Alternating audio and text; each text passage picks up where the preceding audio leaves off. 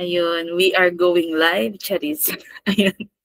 I mean, thank you so much, Obed, for this opportunity na makaspeak ako on this topic. I feel like ginamit talaga ito ni Lord to speak to me kasi this is my weakness. Let me share my screen.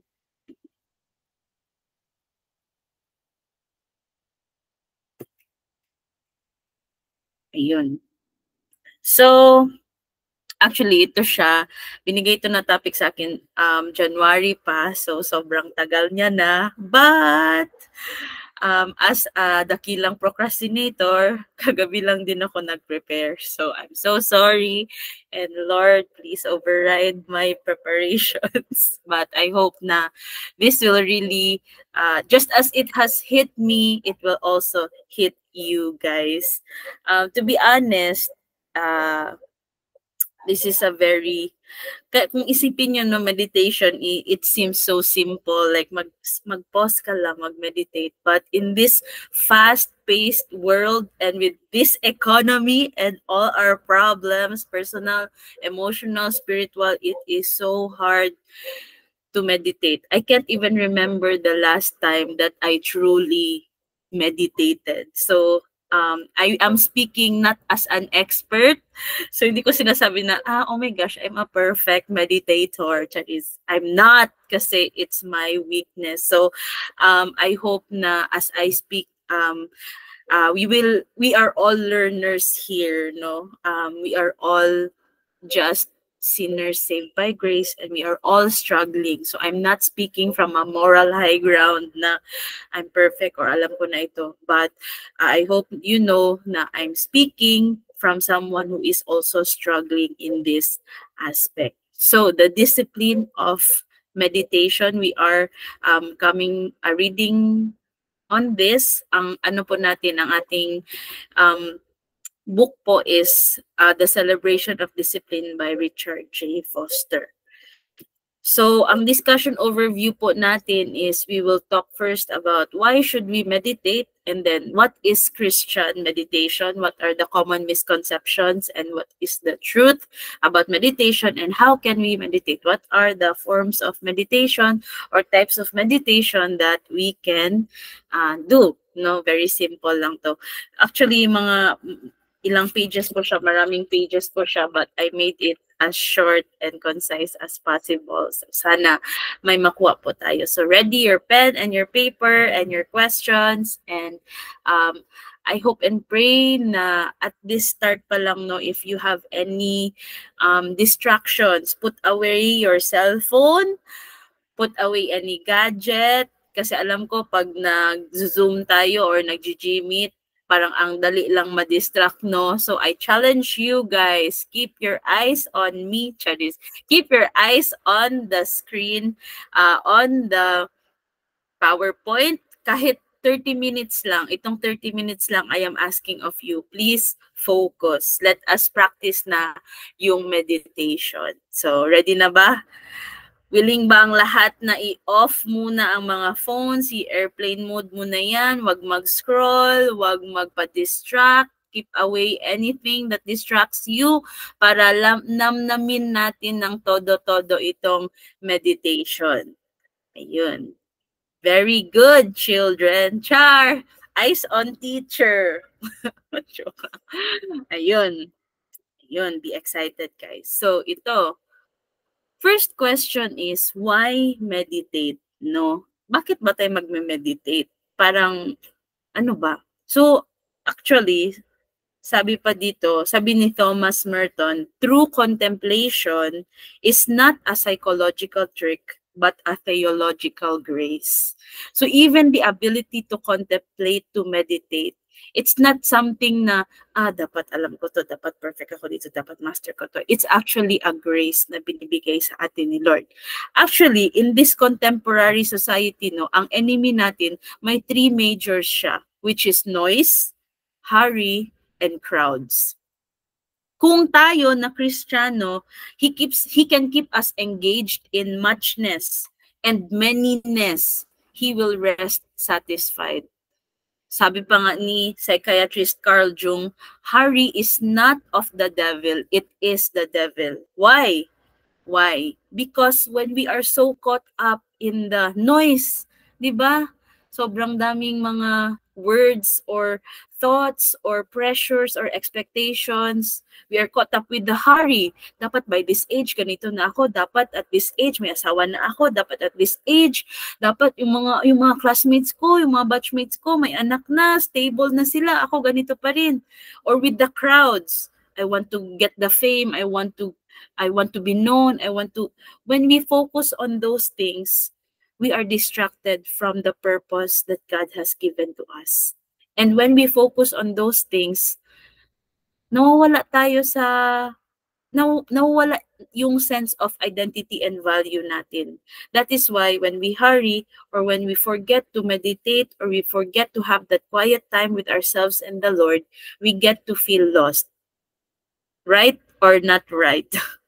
So, natamaan talaga ako dito kasi sa totoo lang, like, this past year or even when I started working, it's always been, okay, dapat magka-save ako, dapat ma-promote ako, dapat ganito ako, dapat I will reach this certain expectation. Or even sa mga students, no, even sa students right now, dapat maging cum laude ako, dapat I will make my parents proud, dapat ito, dapat ganyan. We are so caught up with the muchness, with the crowd, with the hurry, with the noise that we forget to just stay still,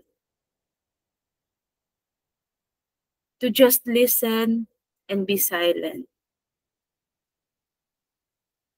Diba? Parang pag meron lang silence, awkward silence, parang we cannot, hindi tayo mapakali, parang dapat maingay, dapat may nagsasalita. Pero I will just keep silent.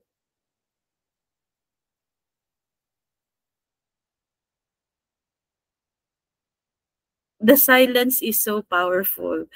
Meron nga yun sa mga Japanese, no, parang meron silang contest. I don't know if Japanese ba. Basta I read somewhere, they have a contest na ang gagawin lang talaga nila is just to sit and stare at the wall. Like, just sit and stare at the wall. No gadgets, no distractions. Tingin ka lang sa wall. And then, a few minutes later, or 30 minutes later, may naghahagulgol na, may umiiyak na. Because in the silence, dun natin napoprocess yung bottled up emotions natin.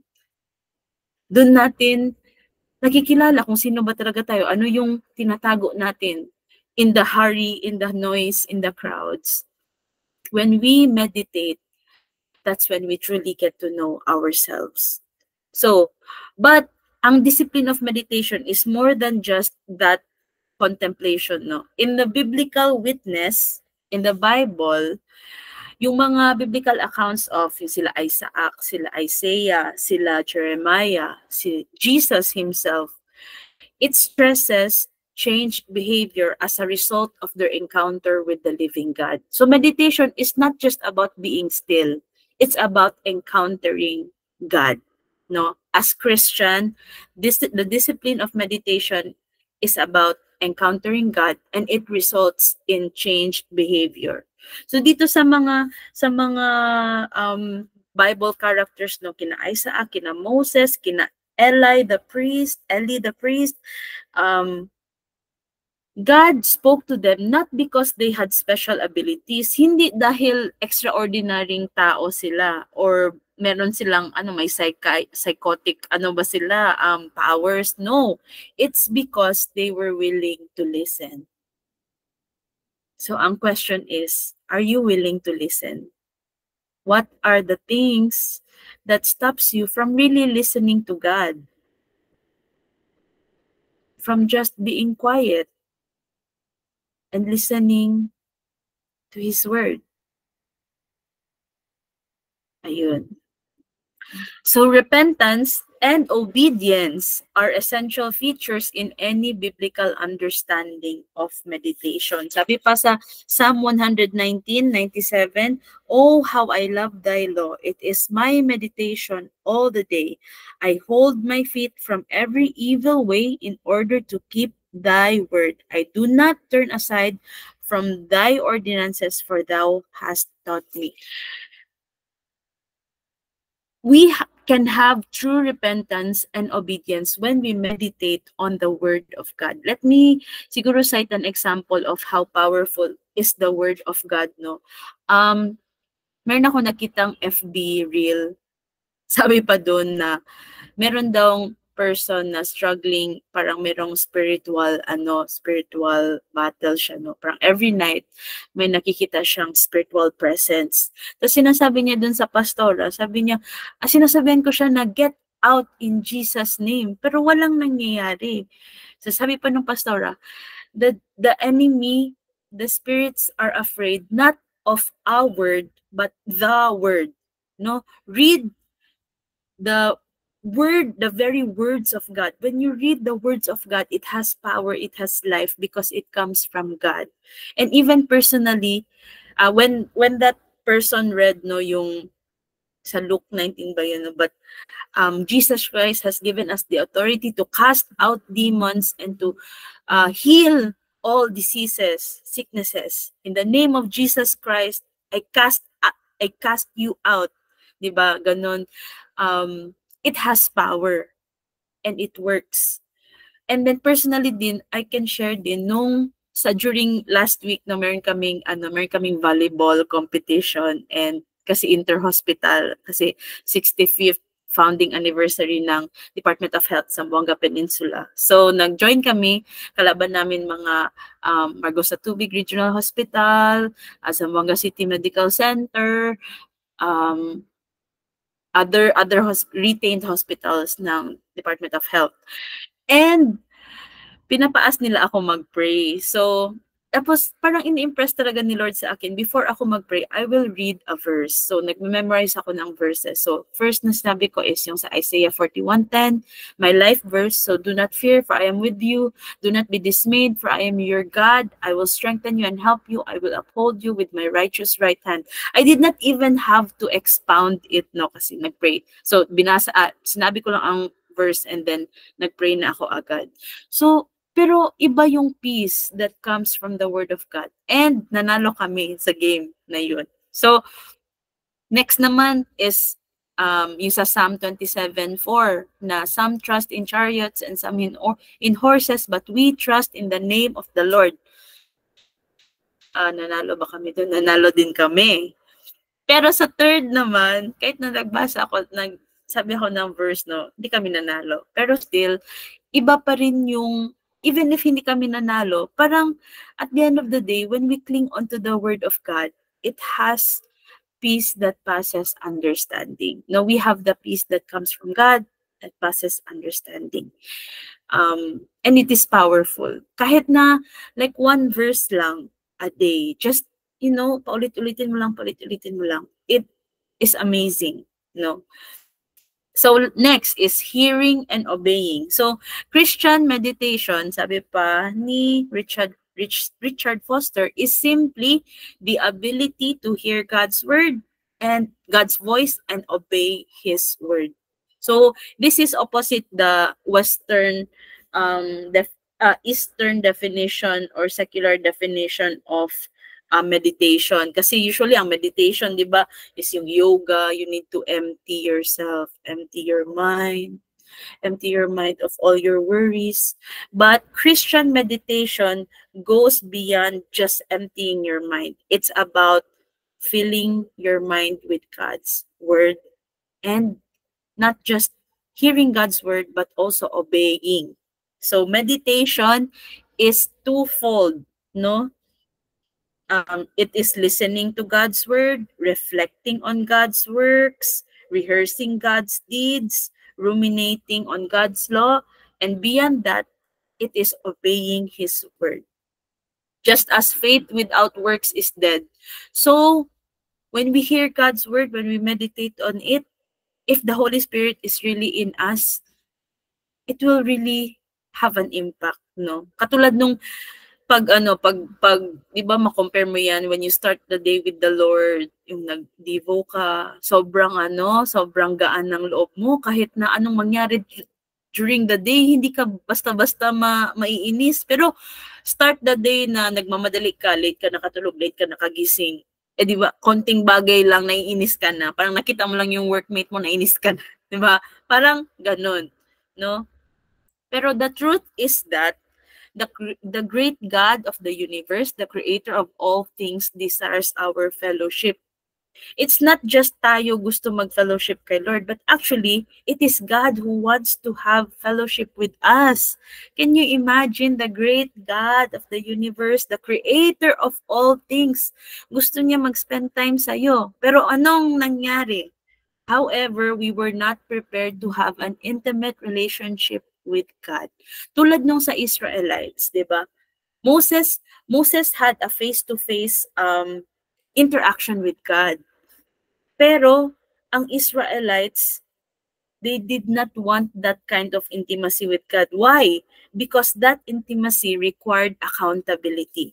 That kind of intimacy with God required na they surrender their everything.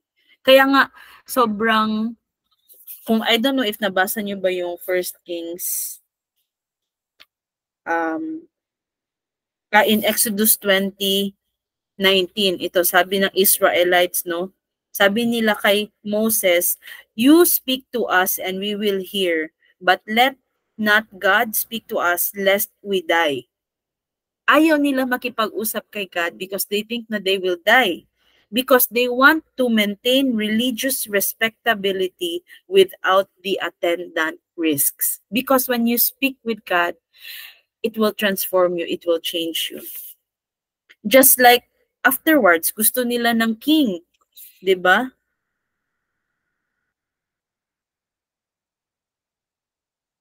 Kaya parang sobrang na-hurt si God doon when the Israelites, I don't know if nag-ano naman pala tayo dito no, nag-go through na kayo sa Old Testament. When you go through 2 Kings, parang, di ba sabi ni God, I will be your king, I will lead you. Pero anong sabi ng mga Israelites? No, gusto namin maging tulad ng mga ibang nations. Meron silang king. Gusto din namin ng ganun, Lord. Parang you are not enough for us. Gusto namin maging katulad nila.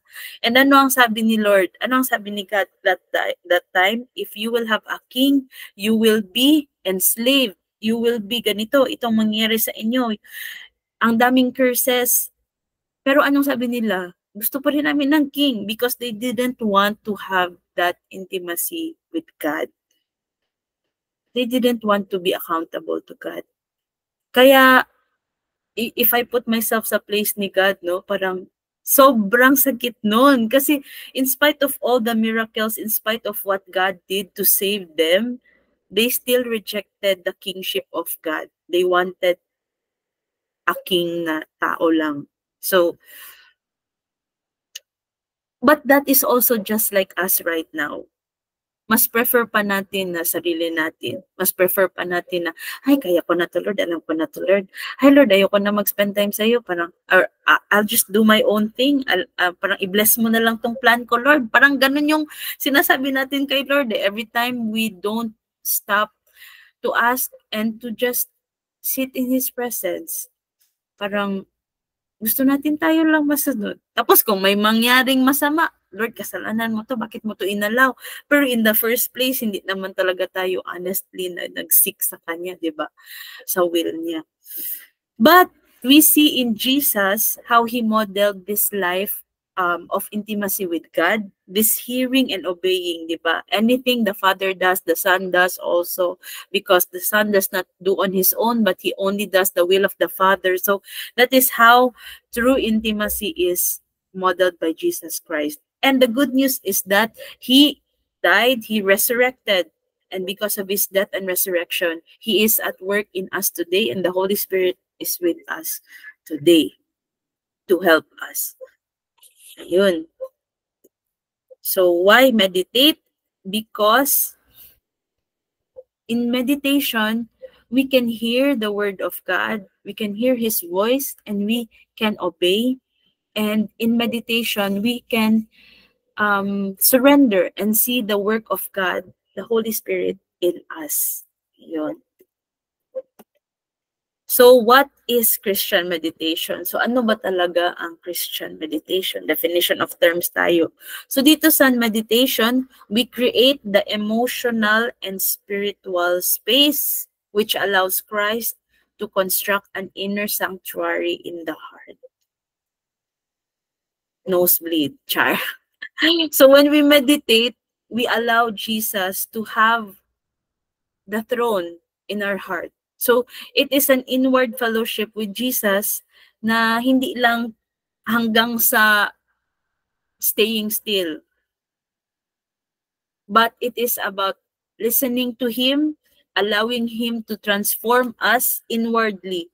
And in this meditation, our ever-present teacher, the Holy Spirit, will always be leading us. Jesus will be leading us into righteousness and peace and joy in the Holy Spirit. No, so when we meditate, we allow the Holy Spirit to speak and to work in us, and everything that is foreign, so everything that is against the Holy Spirit or against the Lord, we will have to let go. And not just have to, hindi lang na pilitan tayo, but we want to let go because our desires and aspirations will be more and more conformed to His way. So in the next slide, we have common misconceptions and truth about meditation. So first is misconception number 1 is it is all about detachment. 'Di ba? Sa mga yoga, sa mga meditation, ang ginagawa is dapat mag-detach ka sa lahat ng mga bad things of this world, any negative emotions, parang make yourself, parang take a step back and think na you are looking at your problem, you are looking at yourself, parang i-detach mo yung emotions mo. No, it's not just about detachment. The truth is that it is about detachment from the world and attachment to God. So it's not just about emptying yourself of the world, of all negative emotions. It is also attaching onto God and His Word. So usually kasi parang yung sa mga meditation sa world, no, yung nirvana, achieving nirvana, personal identity is lost, and in fact personality is seen as the ultimate illusion. Yun yung thought. There is an escaping from the miserable will of existence. Detachment is the final goal of Eastern religion. But Christian meditation goes beyond the notion of detachment, though there is a need for detachment, but we must go on to attachment. That detachment from the confusion all around us in order to have a richer attachment to God. So Christian meditation leads to the inner wholeness necessary to give ourselves to God freely. So at this moment, no, I want us to detach from any unforgiveness, any greed, any lust, any sins in our hearts, any negative emotions that is hindering us. And then imagine yourself clinging on to God, no? Lord, I let go of all these baggages that is hindering me, and I just want to hold on to your word. Ayun. 'Di ba? Nakakagaan, sobrang nakakagaan sa feeling. Next, another misconception is that it is difficult and complicated, na yung mga experts lang, yung mga pastor, yung mga monks lang yung kaya niyan. But actually, sabi pa nung mga those who are nagme-meditate, no, it is as simple and as natural as breathing. It's just that we do not take the time to do it. Kasi masyado tayong hurry, hurry, hurry. Dapat ganito, ganito. Dapat ganito gawin ko, blah, blah, blah, blah. Diba, ang dami natin, oh my gosh, Lord, late na ako, ganito, ganyan. But when we just stop and we just pause, meditation is as simple and as natural as breathing. And then third misconception, it makes one out of touch with reality kasi parang nasa cosmic, metaphysical, blah, blah, blah. Parang impractical siya. Parang it leads to an unhealthy otherworldliness that keeps us immune to the suffering of humanity. Kasi andun ka lang, nag-isolate ka lang sa self mo, nag-meditate ka. So that is a misconception. Actually, meditation is the one thing that can sufficiently redirect our lives so that we can deal with human life successfully. It enables us to live better with greater perspective and balance. Kasi yung life natin, we are so bombarded with social media, mga news, a lot of expectations, pressures, blah, blah, blah. But when we take the time to meditate and to pause, Lord, ano ba ang gusto mong gawin ko? Lord, I surrender my plans to you. Not my will, but yours be done. Lord, hindi ko control itong mga bagay na to. Gusto ko lang gawin yung gusto ko. Diba, you gain a better perspective. Sabi pa ni William Penn, true godliness does not turn men out of the world, but enables them to live better in it and excites their endeavors to mend it. No? Just like si Jesus, every day before the break of dawn, he goes away to meditate, to pray, to cry out to God. And that gives him the power to do the rest of the day. Tulad nga ni, sino nga yun yung sino nga yun yung sabi niya, I need to spend 3 hours in prayer in order for me to do the work that God has called me to do. I forgot po sino. Ha? Sino? Martin Luther. Si Martin Luther, 'di ba? Kung si Jesus nga mismo hindi niya kayang mag-start ng day niya na wala siyang time with the Lord, how much more na lang tayo, can you imagine? So, yun. It is very humbling reminder. And then next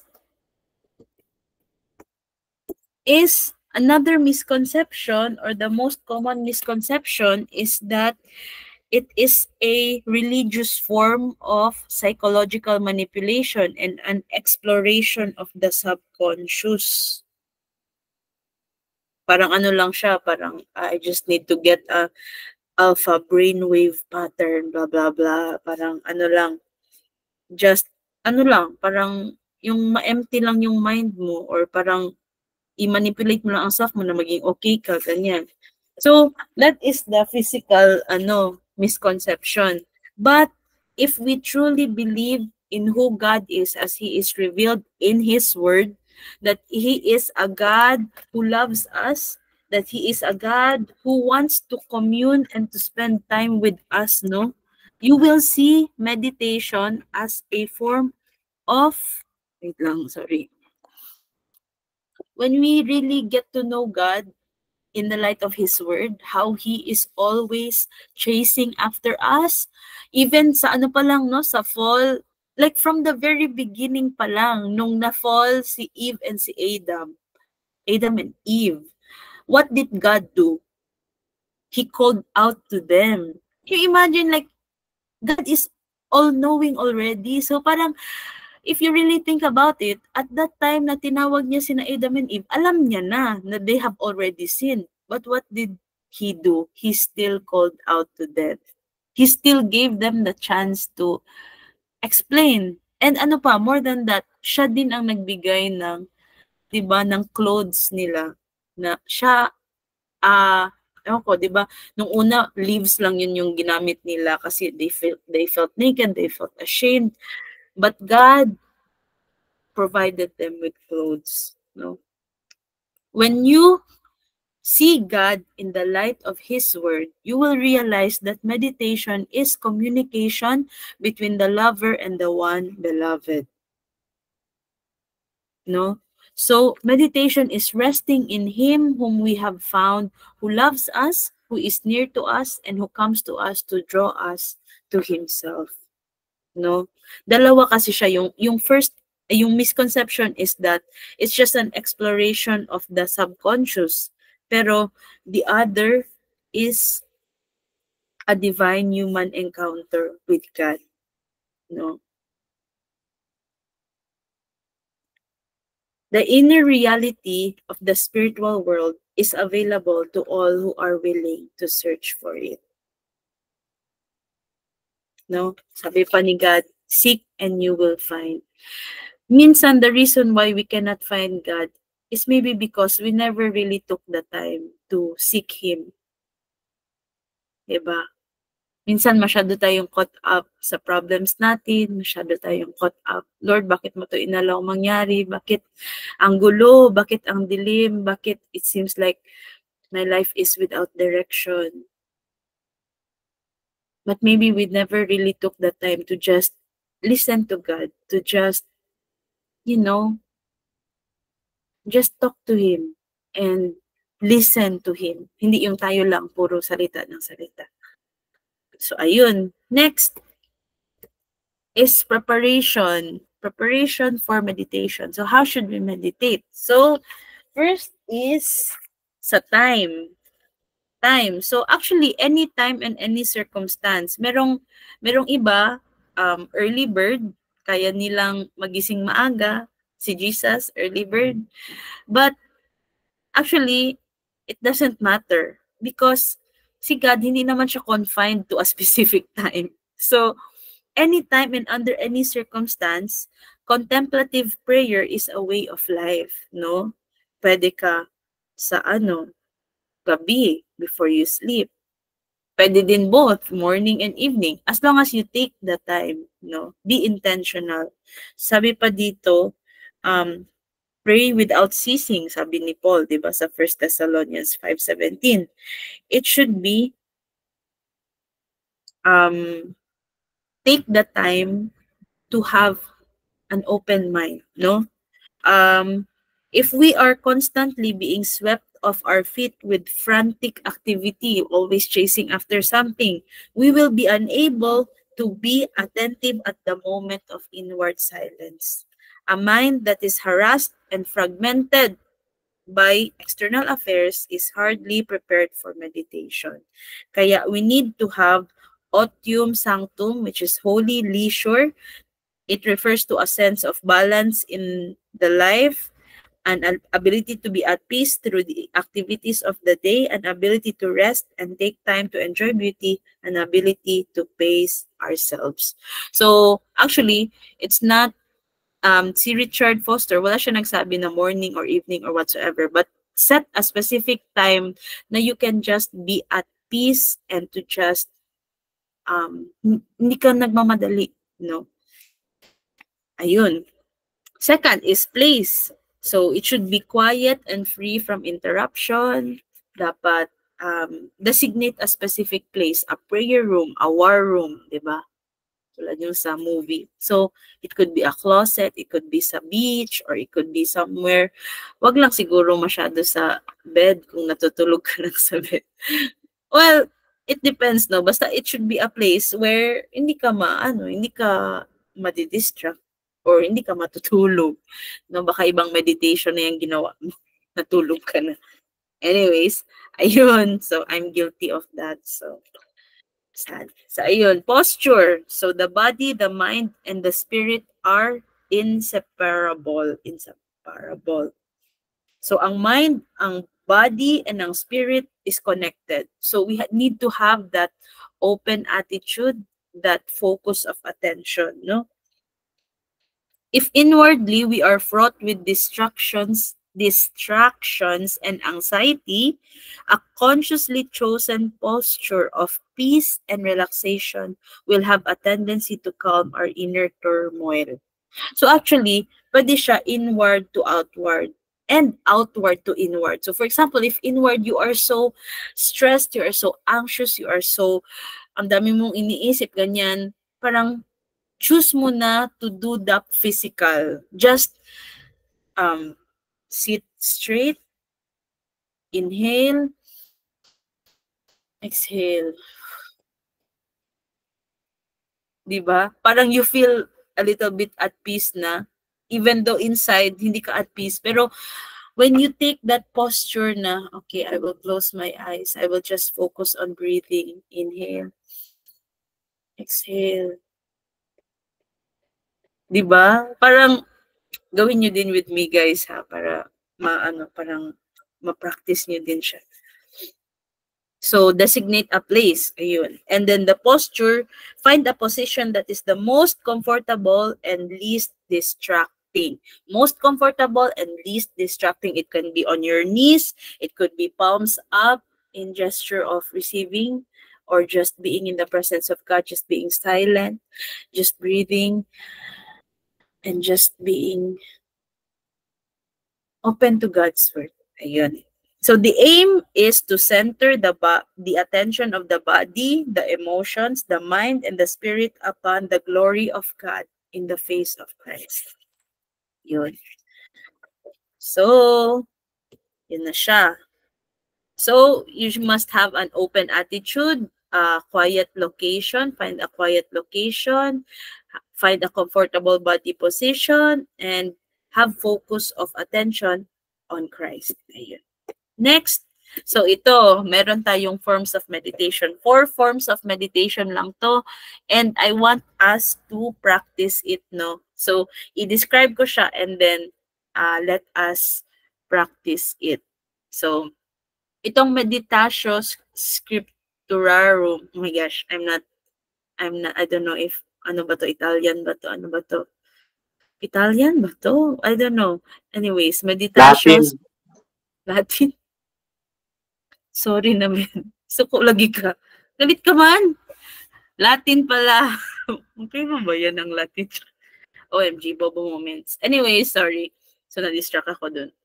As you can see, I cannot concentrate agad. So, yun. Meditatio scripturarum, or simply in English, bakit ba natin pinapahirapan sarili natin? English na tayo. Meditation upon scripture. So, you just need to focus on internalizing and personalizing the passage. So, imagine na you are an active participant and not just a passive observer. Like, yung parang imagine na andun ka mismo. Jesus is right there sitting with you, beside you, speaking to you. Imagine that you are in the market doon, ang init, and then the Pharisees are there. Imagine, internalize their emotions and just be there, be present, no? Tapos sabi pa ni Dietrich Bonhoeffer, just as you do not analyze the words of someone you love, diba, but accept them as they are said to you, accept the word of scripture and ponder it in your heart as Mary did. That is meditation. So take one scripture. Sige, siguro I will, or what is your life verse, no? Right now, think about your life verse. So say it aloud. Sige. Ako, Isaiah 41:10. So do not fear, for I am with you. Diba? Imagine mo that God is right beside you. That God is right beside me. I am with you. Do not be dismayed, for I am your God. Do not be dismayed. Sabi ni Lord, dapat di ako ma-discourage kasi He is the God that I am serving. I am looking up to Him. He is looking down at me. He is covering me with His hand. He is helping me. So do not fear, for I am with you. Do not be dismayed, for I am your God. I will strengthen you and help you. O, imagine ko na I am weak, but God will help me up. Isa-strengthen niya ako, parang bibigyan niya ako ng power, the strength, like my hands are so tired, but as He touches my hand, I will feel na yung strength ko is na-renew, na power up ako. Parang ganun ba? Like, meditate upon the scripture, namnamin mo siya. So do not fear, for I am with you. Do not be dismayed, for I am your God. I will strengthen you and help you. Parang pinapatayo niya ako. I will uphold you with my righteous right hand. Hahawakan niya ako with His right hand. He will lift me up in His right hand. Parang ganun, no? Or for example, if you meditate sa Old Testament, no? Like yung sa mga Israelites na the pillar of fire at night and the cloud by day. So, you know, just meditate, just internalize na how would you feel if you were there, no? Parang, ayun. So, next is recollection or centering down. So, it is a time to become still to enter into the recreating silence to allow the fragmentation of our minds to become centered. O, ngayon, let's do another exercise ulit. So, merong palms down. Palms down, palms up. Recollection to siya. So, gawin yung palms down on the table. Sabi dito, when you are having your palms down, it symbolizes your desire to turn over any concerns to God. It is a release.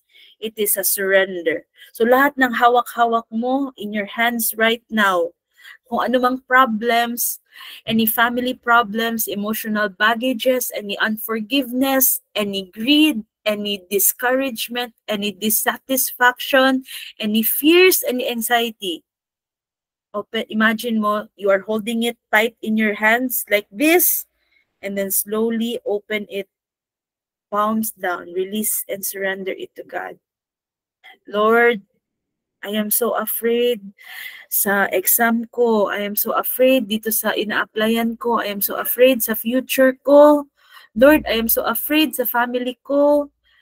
I don't know our future. I don't know where we are heading. I'm so afraid because we have a lot of emotional baggages. We are not okay. But I surrender it to you. I release it to you. It is no longer in my hands. So yun, palms down. Next is palms up. So, I don't know, hindi ko kayo nakikita, pero sana ginagawa nyo. Palms up. It is a symbol of our desire to receive from the Lord. Lord, I release to you yung family ko. Lord, I want to receive your blessing for them. Lord, I want to receive your presence. Dito. Sabi pa dito, Lord, I would like to receive your divine love for my parents, for my family, for my loved one. Your peace about my anxieties, about my fears, your patience, and your joy. So palms open, ready and receptive to listen and to receive God's blessing and God's peace and God's joy. And then after that, having centered down, spend the remaining moments in complete silence. Do not ask for anything. Allow God to commune with you and to love you. Okay, let's take this time in silence. Just allow God to just talk to you and to just love you. Just bask in His presence. Imagine that God is right here with you, with us. Imagine na gihag ka ni Lord, or He is tapping your back. He is saying, akin na to anak, bigay mo na to sa akin. Just allow Him to just love you.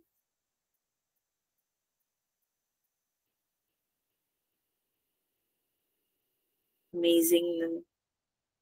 Maybe you can take the time later on before ka matulog. Gawin mo yan. Palms down. Release all your worries. You can say your specific worries kay Lord. Palms up. Declare you want to receive God's favor upon those worries, God's peace upon those worries. Then after that, just spend the remaining moments in silence. Like, don't ask for anything. Wag mo kausapin, wag kang magsalita. Just take the time to experience God's presence. Yun ang recollection or centering down. And third, we have meditation upon creation. So, ayun, meditation upon creation. You can do this like, pwede ka at night, look at the stars, no? Just imagine billions of stars and galaxies in the universe. Like, oh my gosh, how amazing is that? No, this is the discovery of God in His creatures, in His creation. So give your attention to the created order. So look at the trees. While nag-work ka, no, just take pause for a moment. Kung may window ka, tingnan mo yung trees. Listen to the birds. Look at the flowers. Listen to God in the wonder of His creation. No? Pwede niyo yan gawin bukas. While at work. Like, just observe kahit yung mga ants, ganyan na, wow, amazing. No? How God created everything. And then, lastly, merong meditation upon the now. So, meditate upon the events of our time and seek to perceive their significance. So, why are these things happening, no? Like, imagine, like, meditate. Lord, why are you allowing these wars, this blasphemy, or these events, yung sa Olympic ba yun? What is this, the significance, no? Penetrate the inner meaning of the events, not to gain power, not to feel na self-righteous ka, alam mo na lahat, or dapat, or like, alam ko talaga ang will ni Lord, ganito talaga. No, but to gain prophetic perspective. So, we would do well to hold the events of our time before God. So, for example, Lord, this is happening. Ito, may nag-suicide sa Ateneo, merong nag-blaspheme sa'yo sa Olympics, merong a lot of things, wars sa Israel. And then ask for prophetic insights to discern where these things lead. I cannot say for, hindi ako makasabi na ganito, ganito, ganyan. Pero, it's between you and God. Ask Him, Lord, why are these things happening? With the newspaper in one hand, or news, no, and the Bible in one hand. Ask God, Lord, what do you want me to know? What do you want me to gain from these events, to understand from these events? And above all, ask for guidance for anything we personally should be doing to be salt and light in our decaying and dark world. So, it's not our, parang God is just calling us to be salt and light. How can we be salt and light in this dark generation? So, yun. Meditation upon the now. So, yun yung apat natin, no? We have the meditation upon scripture. We have recollection or centering down, yung palms up, palms down, palms up, and then centering down in God. And then, we have the meditation upon creation. And then, we have the meditation upon the now. So, I hope na may magawa tayo nito. You can do it, every day. And then, we have reminders. So, as you start your hour meditation, do not be discouraged na if in the beginning parang wala man to sense, parang wala man akong nafe-feel, or parang wala man siya pulos, wala siyang patutunguhan. Do not be discouraged, no? There is progression in the spiritual life, and it is wise to have some experience with lesser peaks before trying to tackle the Mount Everest of the soul. So it takes time. Be patient with yourself. You will be going against the tide, meaning you will be going against your natural disposition, because we are fallen, we are human, we are sinners. We are naturally, we don't want to meditate. But be patient, because and take heart, because your task is of immense worth. It is an amazing journey. So, and lastly, meditation is not a single act. Hindi lang siya na, okay, 1 hour meditate ako, okay na. But, nor can it be completed the way you can complete a building or a chair. So, hindi siya na, okay, ganito, progress ako, tapos, voila, tapos na ako, okay na ako. No, it is a way of life. You will be constantly learning and growing as you plumb the inner depths of meditation. Ayun, ang dami ko nang sinabi. Sana meron lang tayong nakuha. So, let me lead us in prayer. Let us pray. Lord Jesus, help us, O God, to be still and to know that you are God. In this very noisy world, Lord, help us to meditate upon your word.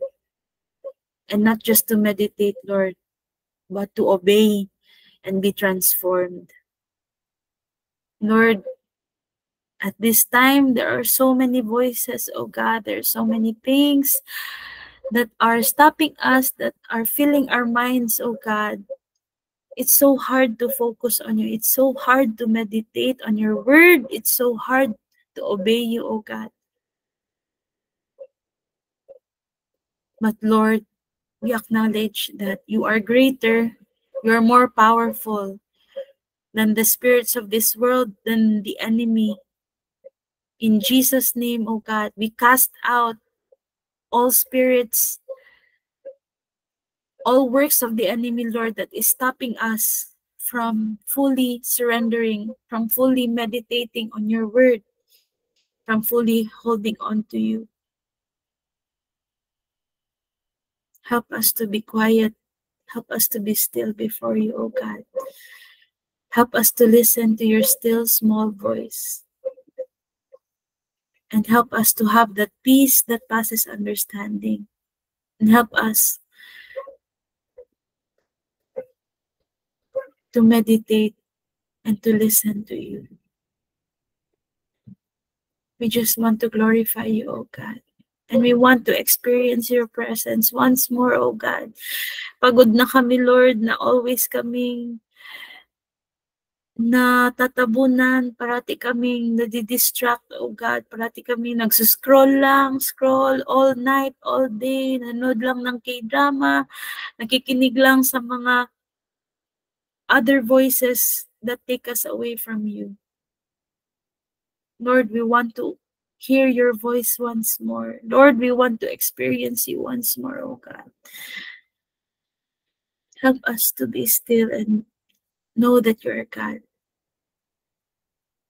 We commit this session to you, our learnings, all of these people sa GMIT, oh God. I pray that you will help them to really help each one of us, oh God. Ako din, Lord, I need it to experience you once more. And so that because of our lives, the people around us, our workmates, our families, our friends will encounter you also. Will know your unconditional love, your amazing grace, your mercy, and your peace that passes understanding.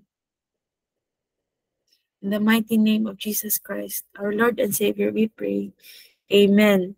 Amen. Ayun. Thank you so much, everyone. Sana nakinig lang kayo at di kayo masyadong na-distract at more than 1 hour yata ako nagsalita, no? So sana nakayanan nyo lang hinding magtingin sa phone nyo. And ayun, it's between you and the Lord na lang. So, konsensya lang. Charis. Ayun, so sana ma-apply natin ito. And I'm really praying that we will grow in our discipline of meditation. Ayun, thank you so much, guys.